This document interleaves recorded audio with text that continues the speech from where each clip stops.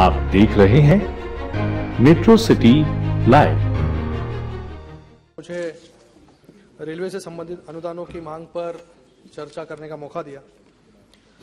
आज रेलवे पूरे विश्व में थर्ड लार्जेस्ट नेटवर्क है और उसी में हमारा जो सबअर्बन नेटवर्क है मुंबई और मुंबई से सटा एमएमआर रीजन में कल्याण लोकसभा का मैं प्रतिनिधित्व करता हूँ और सबसे ज़्यादा यात्री जो है इस एमएमआर रीजन के सब नेटवर्क पे यातायात करते हैं। यहाँ पर सबअर्बन नेटवर्क जो है वो 385 किलोमीटर का है और ट्रैक जो है वो 1000।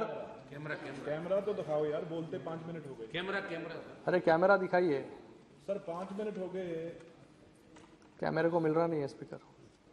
धन्यवाद। Action, roll. Action, roll. तो Camera is playing an important role in the debates. Yes is very important. So जिसका दायरा जो है 385 किलोमीटर का है और रेलवे ट्रैक जो है 1114 किलोमीटर।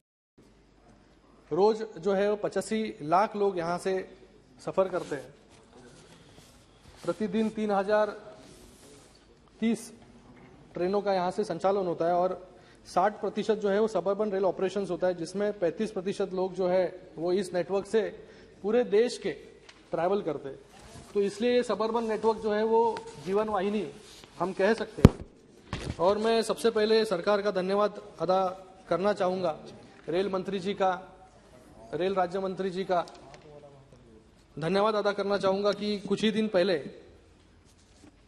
प्रधानमंत्री मोदी जी के कर कमलों से मेरे चुनाव क्षेत्र में जो सबसे बड़ा प्रोजेक्ट और जो कई सालों से 14 सालों से पेंडिंग था, 5th और 6th लाइन, उसका उद्घाटन हुआ और ये पूरे मेरे चुनाव क्षेत्र के लिए बहुत ही महत्वपूर्ण विषय था। तो इसके लिए मैं बहुत बहुत धन्यवाद अदा करता हूँ कि जिसका कार्य जो है 2015 के बाद सही मायने में शुरू हुआ, लेकिन अभी 5th और 6th लाइन कार्यान्वित हुई है और उसके ऊपर जो रेलवे ने ट्रेन शुरू की है वो सिर्फ एसी लोकल्स। और जो लोग, मैंने कहा आपको कितनी घनी आबादी वाला क्षेत्र मेरा चुनाव क्षेत्र है, वहाँ से रोज लाखों लोग एक स्टेशन से सफर करते हैं और उसमें एसी लोकल शुरू की। और वो एसी लोकल का अगर हम देखेंगे डिटेल्स तो फरवरी 1 से मार्च 11 तक सिर्फ 65,000 यात्री जो है उसके ऊपर सफर कर पाए। मतलब डेली राइडरशिप जो है वो 2500 से 3000, ये जो है 50% से भी कम है।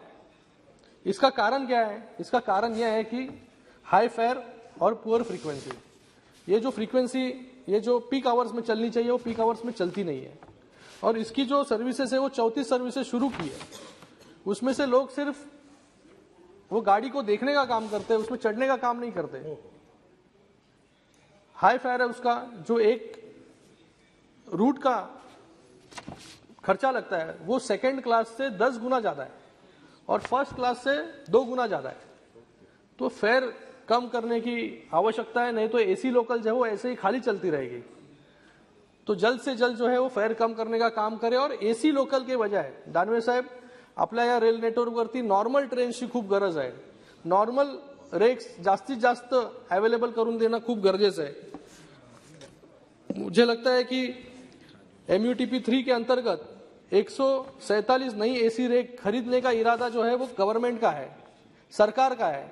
तो मुझे लगता है कि सरकार ने फिर से एक बार इस पे ऊपर सोच विचार करना चाहिए। जिस तरीके से एसी लोकल इस रूट पर चल रही है, ये 147 जो है वो एसी नए रेक खरीद के हम क्या करेंगे? तो लोगों की तकलीफ कम करने के लिए हमने 5th और 6th लाइन शुरू की, जो 14 साल के बाद शुरू हुई। लेकिन आज भी अभी 5th और 6th लाइन शुरू हो गई, लेकिन उसके ऊपर सब गाड़ियां जो है एसी चल रही है। तो इसमें से समाधान निकालिए, एसी लोकल जो है वो कम मात्रा में वहां पर सेंट्रल रेलवे पर चलाइए और नॉर्मल लोकल जो है वो ज्यादा से ज्यादा आप चलाइए।